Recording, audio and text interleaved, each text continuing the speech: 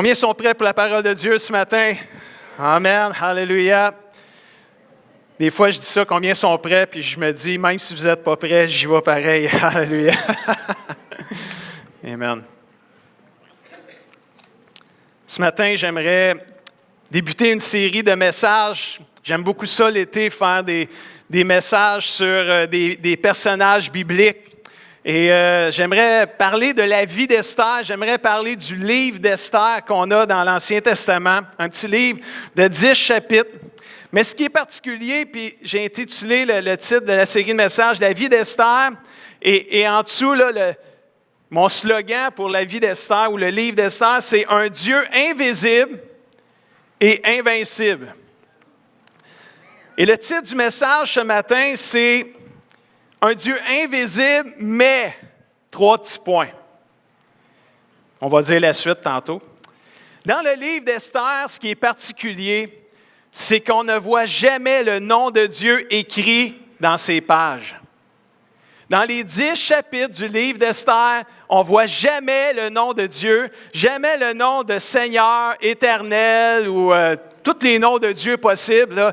Esprit, Saint-Esprit, on ne voit rien de ça dans le livre d'Esther. Je ne sais pas si vous aviez déjà remarqué ça, mais on ne voit jamais. C'est pour ça que le livre d'Esther, c'est comme un Dieu invisible. On ne voit jamais son nom. Mais on voit sa puissance, on voit sa présence, on voit qu'il est à l'œuvre dans ce livre-là, même si on ne voit pas son nom. Il a l'air invisible, mais il est tout là. On le voit agir en faveur d'Esther, qui va devenir une reine, on va en parler. Et on le voit agir en faveur de son propre peuple, le peuple juif. L'histoire d'Esther est un véritable délice pour tous les chrétiens.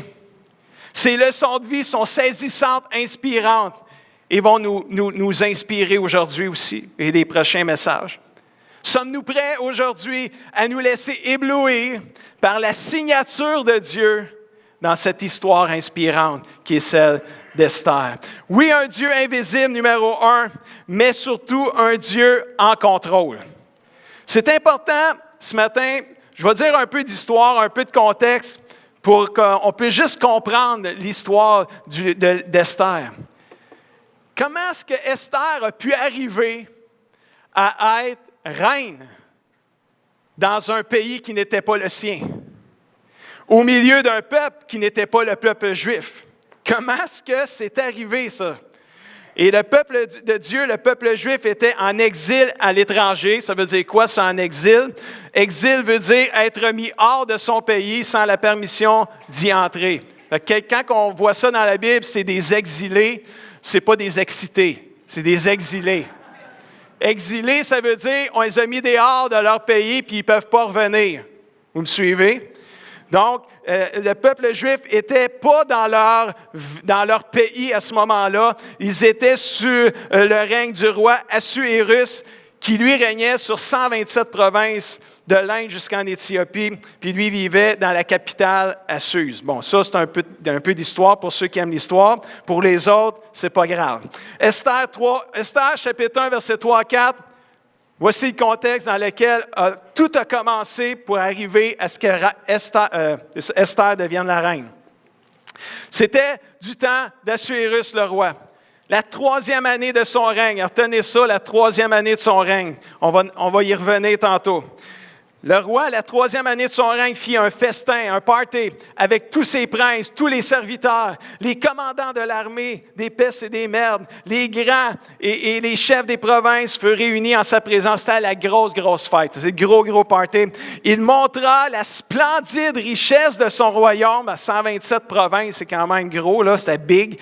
Et l'éclatante magnificence de sa grandeur pendant plusieurs jours, pendant même 180 jours. Pouvez-vous imaginer 180 jours de festin, c'est 6 mois de party, ça. Et tout ce qui se passe dans un party, d'un rassemblement mondain sans Dieu, pouvez-vous imaginer comment ça pouvait être quelque chose? Personne n'était forcé de boire, mais personne n'était limité non plus de boire. Fait que vous pouvez imaginer que ça devait rouler là-dedans, là. Une fête qui ne sera pas oubliée rapidement. Une fête qui élevait un homme, le roi. Il n'y avait rien de chrétien là-dedans, là. Malgré tous les gens qui étaient présents à ce grand événement, à cette grande fête-là, à ce grand banquet, il manquait une personne importante, il manquait la reine, la femme du roi. Elle s'appelait Vashti. Elle était occupée, elle, à faire une autre fête pour les femmes, parce qu'il faut croire peut-être que les femmes n'étaient pas bienvenues, j'ai aucune idée, parce que dans Esther 1,9, la Bible dit que la reine Vashti fit aussi un festin pour les femmes dans la maison royale du roi Assuérus. Mais là, il y a quelque chose qui est arrivé d'inattendu. Ce quelque chose-là, c'est ça qui va changer le cours de l'histoire du peuple de Dieu et même de la vie d'Esther. C'est arrivé le 7e jour. 7e jour. Combien il y en a qui savent que 7 jours, ça fait une semaine? Grosse révélation ce matin, là. Le 7e jour. 7 jours. Ça faisait juste 7 jours que la fête a commencé. Comme le cœur du roi était réjoui par le vin, il était déjà chaud. Ça fait juste 7 jours. Il y en a 180. Il était pacté, ça faisait juste 7 jours. Il ordonna à 7 personnes, avec tous les noms bizarres que vous voyez là, des choix de noms pour les futurs enfants de gens qui sont enceintes d'ailleurs aussi. Beaucoup de choix. Vous allez être unique. Pas unique, mais unique. Les 7 eunuques. Bon, les eunuques, c'est quoi un eunuque?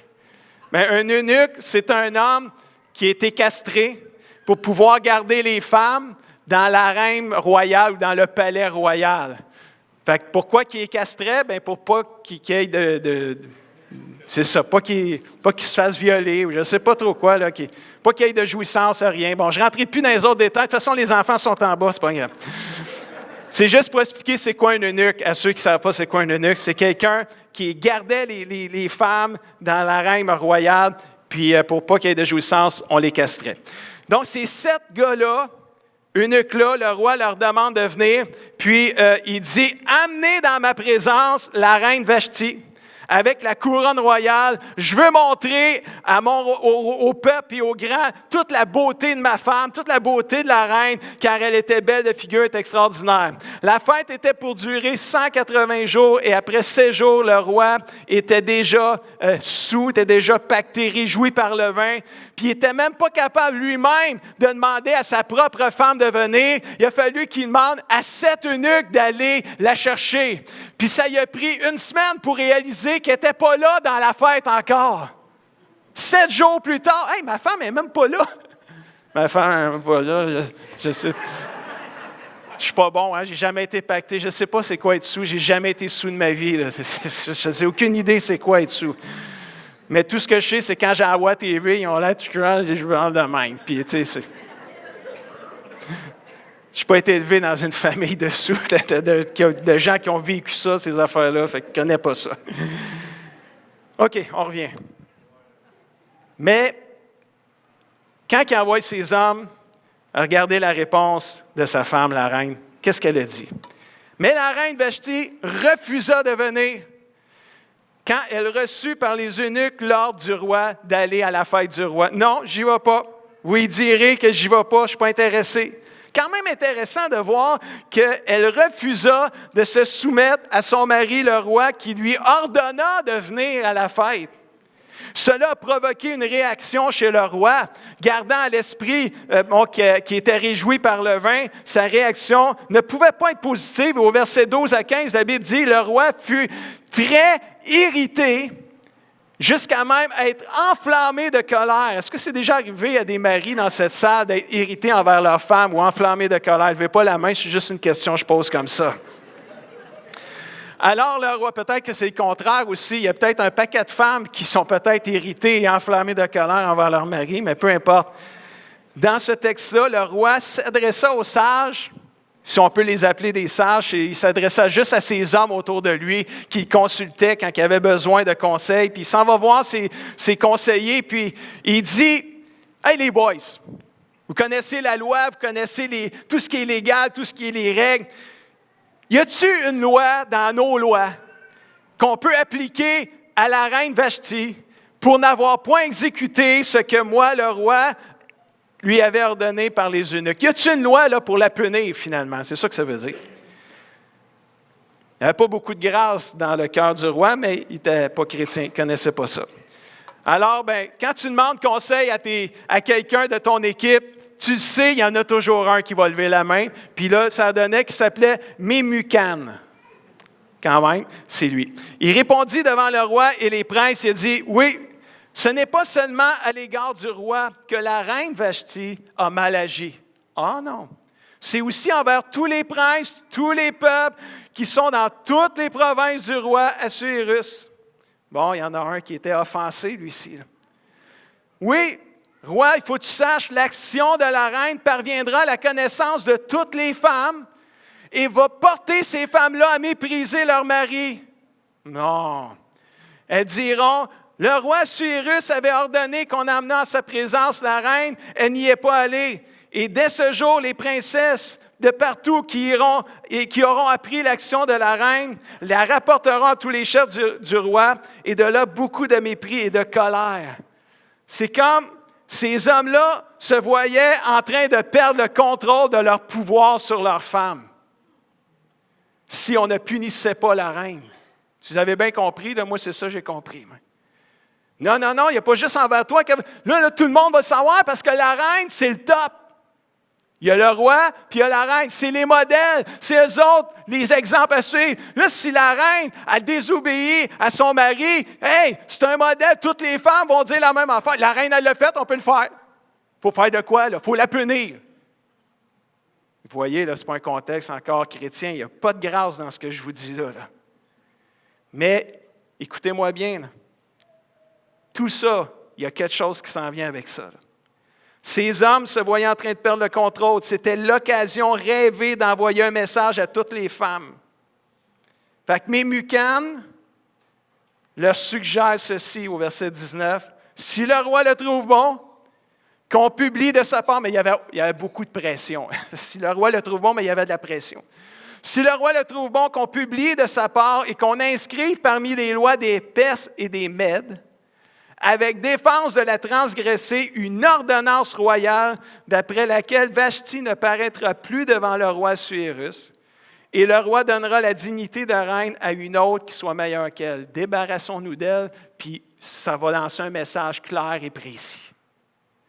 Mais si vous ne savez pas, pour ceux qui ne connaissent pas trop l'histoire, la loi des Mèdes et des Perses, c'est une loi qui est irrévocable, qui est inchangeable. Aussitôt que le décret est fait de cette loi-là, on ne peut plus revenir en arrière. Il faut exécuter tous ceux qui la transgressent. Elle n'offre aucune grâce. Cette proposition aurait un impact pas juste sur Vashti, mais sur toutes les autres femmes.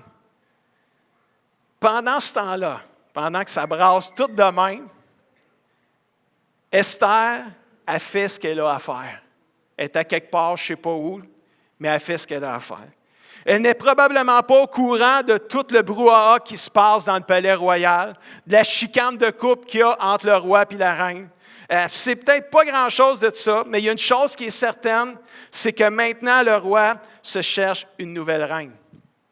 Le nom de Dieu est invisible. On n'a pas encore vu le nom de Dieu, puis on ne le verra pas de tout le livre d'Esther. Mais le nom de Dieu est invisible, mais il est en plein contrôle. Alors qu'on pense qu'il n'est pas au courant de rien, qu'il semble avoir perdu le contrôle. Dieu n'a rien perdu de tout ça. Dieu est ce Dieu qui peut prendre une situation créée par les humains et la tourner pour le bien de ses enfants. Ça, c'est le Dieu que nous servons. Un Dieu invisible, mais en contrôle. Deuxièmement, un Dieu invisible, mais à l'œuvre, en train d'agir alors qu'on pense qu'il ne se passe rien de sa part.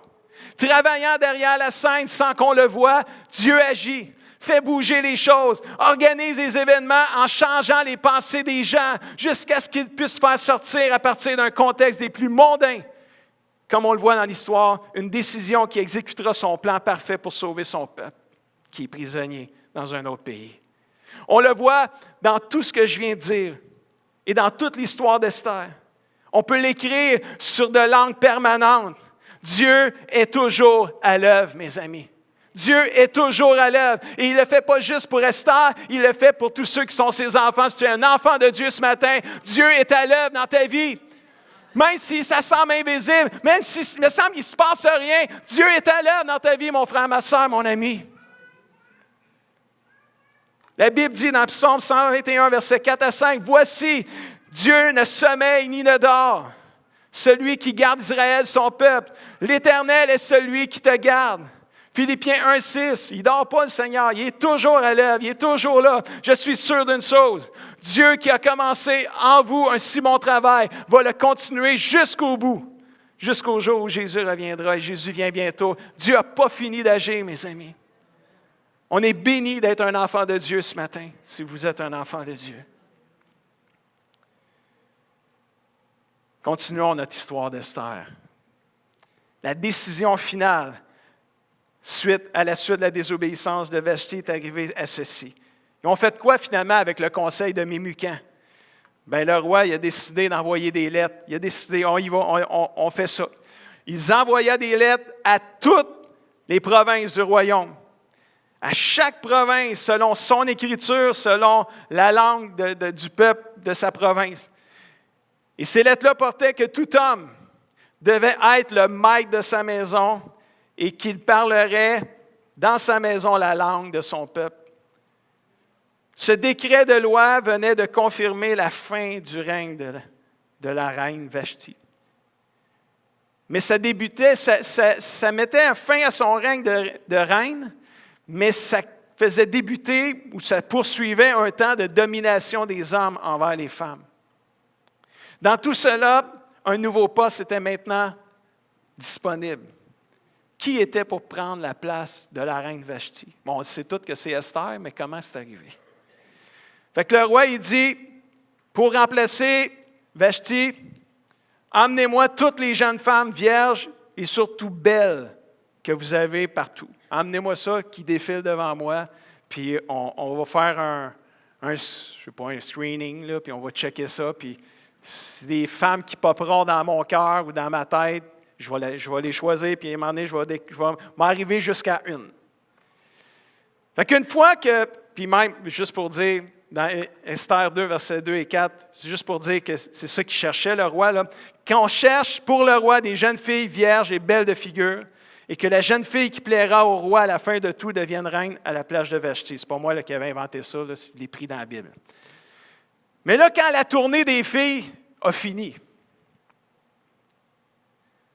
je ne sais pas comment on a rappelé ça aujourd'hui. Tu sais, aujourd'hui, c'est la voix. Hein, tu trouves la voix, puis il y a toujours puis ça finit à une.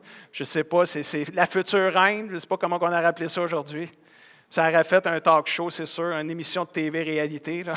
Ça aurait passé à la TV, c'est sûr. Ça. Mais il n'avait pas de TV dans ce temps-là. Mais Esther était là, puis dans Esther 2, versets 16 à 17, elle a passé comme tout le monde, toute une gang de jeunes filles vierges et belles qui ont passé devant le roi. Il y en avait plusieurs qui ont passé. Puis la Bible dit que Esther fut conduite auprès du roi Cyrus dans sa maison royale le 10e mois, qui est le mois de Tébet, mais surtout, on va aller juste vous lire le verset, c'est au verset 16 et 17, surtout la 7e année de son règne. Tantôt, il a commencé le party la 3e année. Là, on est rendu à la 7e année. Sans vous en rendre compte, là, en 15 minutes, on a fait 4 ans. Ça a été vite, hein? Ça ne s'est pas fait dans les 7 jours. Là. C'est juste qu'après 7 jours, il s'est rendu compte que sa femme n'était pas là. Puis là, mais ça a pris 4 ans de tout ce que je viens de vous raconter. Là. C'était long. Là. C'était un long processus. Mais dans tout ce processus-là, parmi toutes les nombreuses filles qui ont passé devant le roi, la Bible dit que Esther, la Bible dit au verset 17, que le roi aima Esther plus que toutes les autres femmes. Et Esther obtint grâce et faveur devant lui plus que toutes les autres jeunes filles. Et le roi mit la couronne royale sur la tête d'Esther et la fit reine à la place de Vashti. Extrêmement intéressant. Esther, là, c'est une juive. C'est une étrangère, c'est juste que le roi, il ne sait pas. Ah ben tombé, il ne savait pas. Mais quand tu es la fille du roi des rois, il peut mettre quelque chose d'éclatant en elle qui ressort, qui la fait sortir du lot. Elle a trouvé grâce et faveur auprès d'un roi qui n'était pas chrétien. Mais dans le plan de Dieu pour sauver son peuple juif, ça y prenait la bonne reine pour y arriver. Puis pour arriver à cette reine-là, il fallait qu'il se passe quelque chose. Fait que Dieu, au travers de tout le brouhaha des fêtes, tout ce qui se passait, tout ça a permis d'en arriver à ce que Esther soit choisie comme reine. Pour connaître la suite de cette merveilleuse histoire, il va falloir que vous reveniez le 28 juillet. Parce que là, je m'en vais en vacances pour 2 semaines.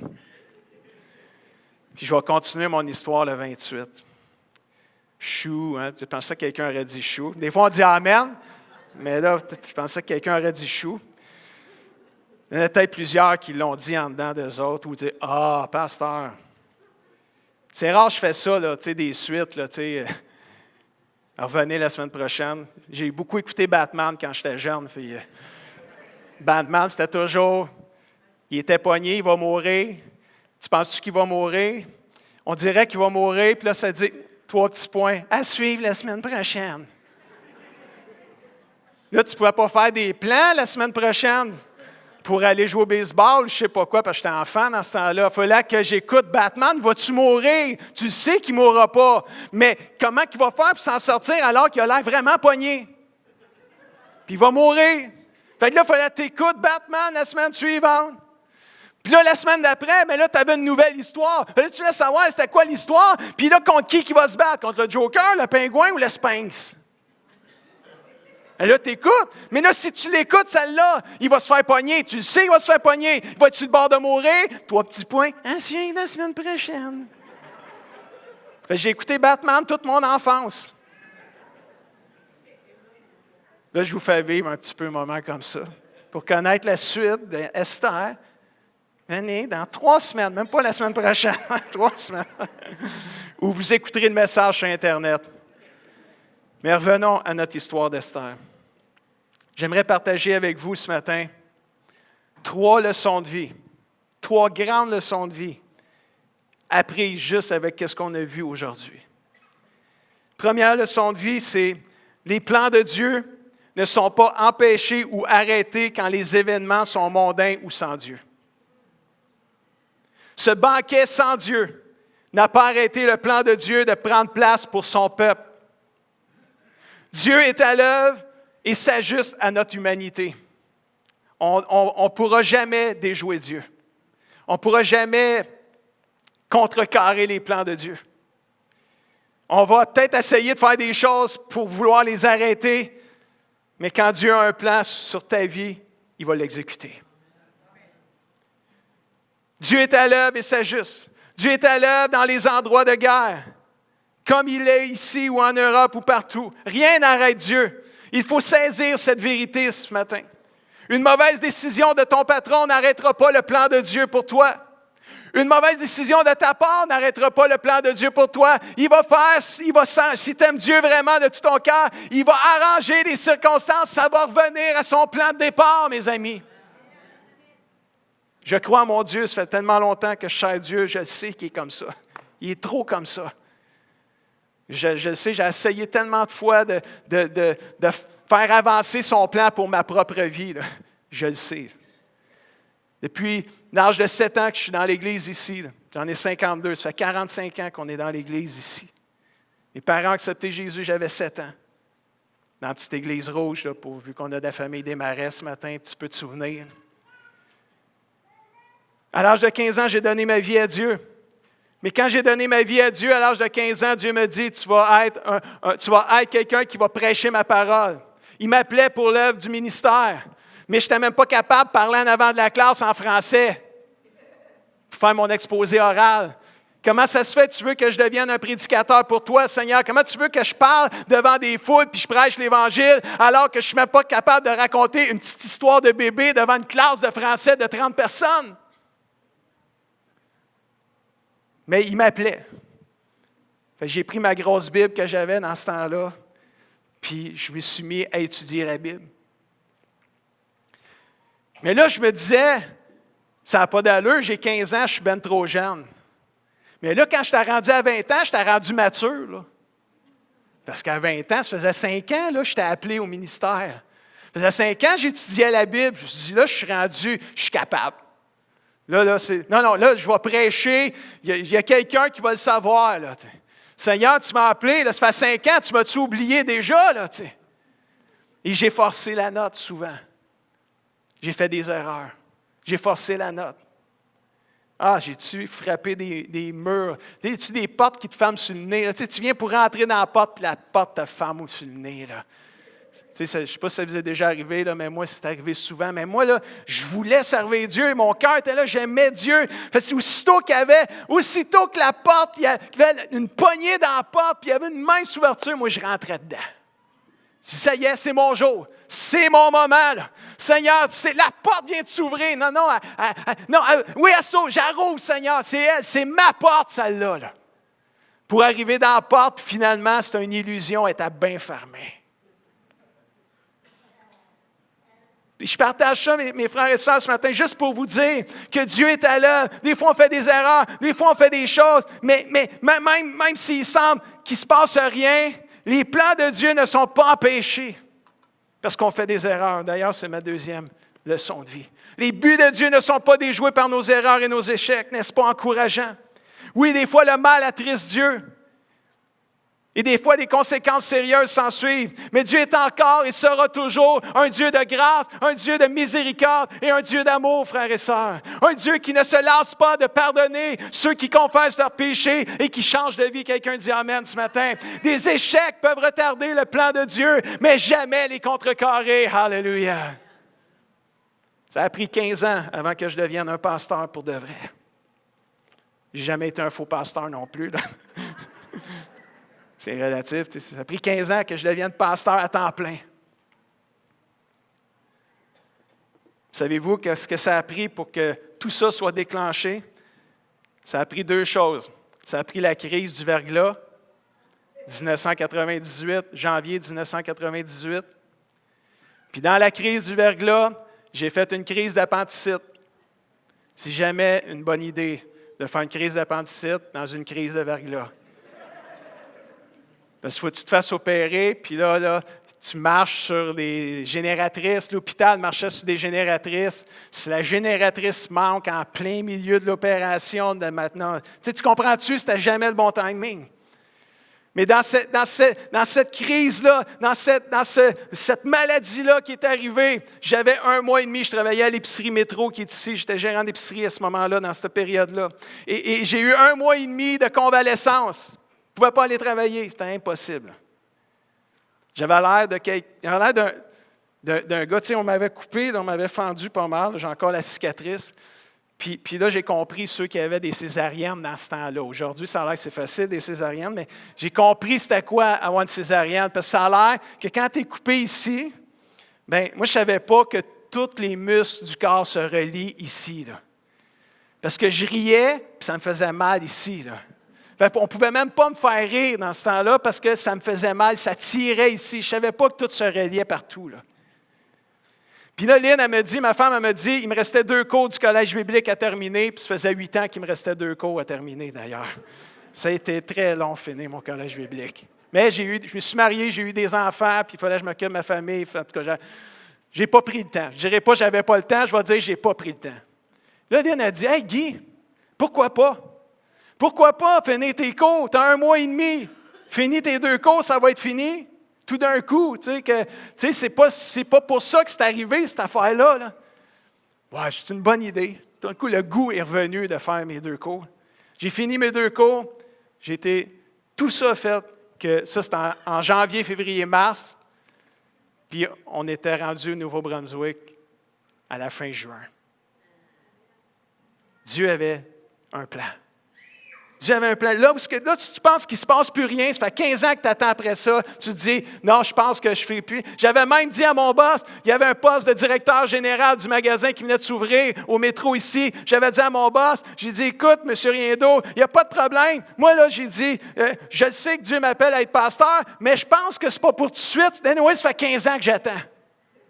Fait que j'ai dit, si tu veux, je sois gérant de magasin, gérant général, c'était juste gérant du département de l'épicerie. Là, c'était un poste de gérant des gérants. J'ai dit, je donne mon nom, puis si tu me prends, je me gèle 5 ans, j'ai négocié ça avec Dieu. Bien, il ne m'a pas pris. Parce que le plan de Dieu, c'était pas qu'ils me prennent, parce que je suis parti au Nouveau-Brunswick au mois de juin. Puis ça, c'était au mois de mai, imagine-toi. Je ne pensais jamais que j'étais pour être pasteur au mois de juin, quand au mois de mai, j'étais prêt à m'engager comme directeur gérant d'un métro pendant 5 ans. Tu comprends-tu comment Dieu, les plans de Dieu, ne sont pas déjoués par nos erreurs ou par les circonstances extérieures autour de nous? C'est tellement extraordinaire. Moïse, c'est un autre bel exemple. Moïse, Dieu l'appelle. Tu vas sortir mon peuple de l'Égypte. Tu vas sortir mon peuple de l'esclavage. C'est toi que je choisis. Puis Moïse, il a négocié avec Dieu. Il a dit, oh non, non, Dieu, je bégayais, pas capable. Moi, pas capable. Moi, non, je ne suis pas capable. Dieu dit, il n'y a pas de problème. Aaron, il va être ton bras droit, puis il parlera pour toi, et c'est tout, là, mais c'est toi que je veux. OK, pas de problème. Ça n'a pas été long, là. Quelques temps après, lui, il voit un Égyptien et un Hébreu en train de chicaner. Il dit, c'est moi que Dieu appelle à libérer mon peuple. Il tue l'Égyptien. Ah, c'est moi le king.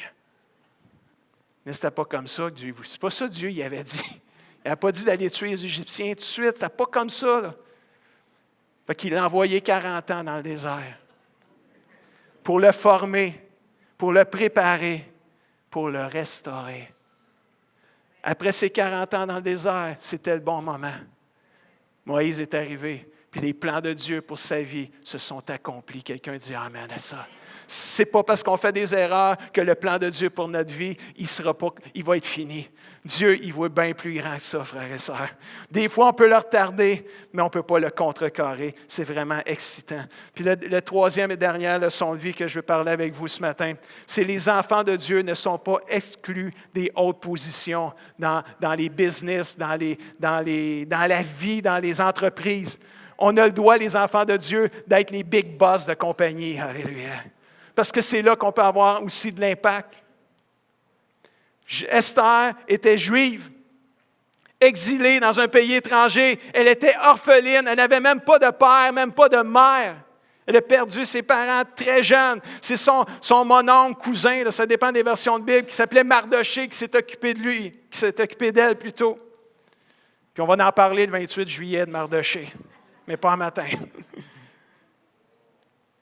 Son niveau social n'était pas le meilleur. Malgré tout cela, n'a pas empêché Dieu de l'amener à la position de reine. C'est là que Dieu voulait Esther, mes amis.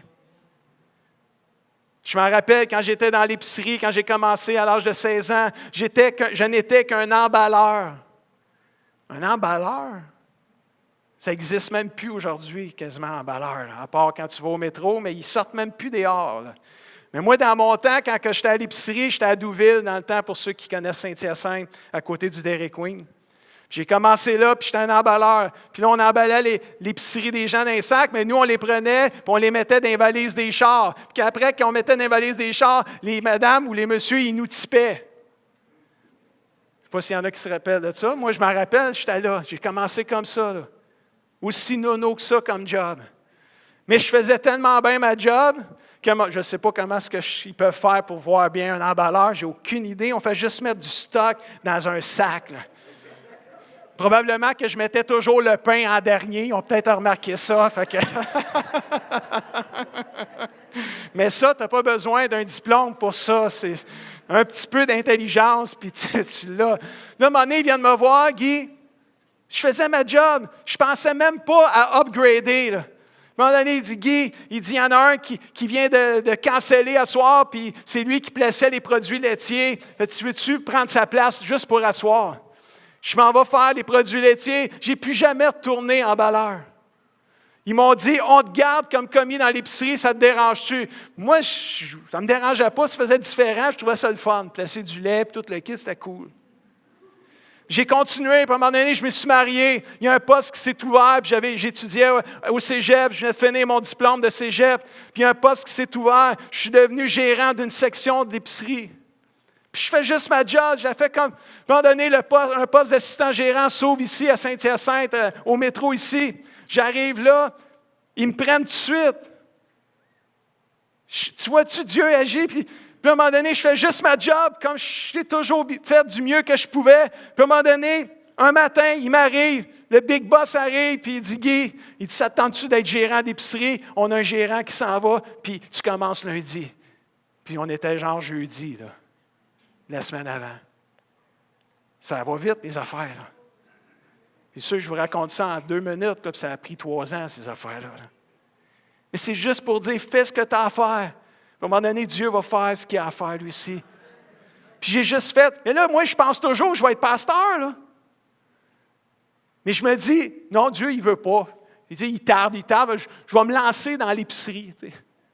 Mais je me disais juste, bon, plus que je monte dans la compagnie, plus j'apprends le leadership. Peut-être que Dieu m'appelle pour de vrai. Si c'est vrai, bien, je vais avoir de l'expérience en leadership. Tu sais. J'essayais de joindre l'utile à l'agréable. Mais c'est juste pour dire, frères et sœurs, que les enfants de Dieu ne sont pas exclus des autres. On peut grandir, frères et sœurs. On peut aller à des places où on peut viser d'être un gérant dans un magasin. On peut viser ces postes-là. Parce que c'est là qu'on peut avoir le plus d'influence, frères et sœurs.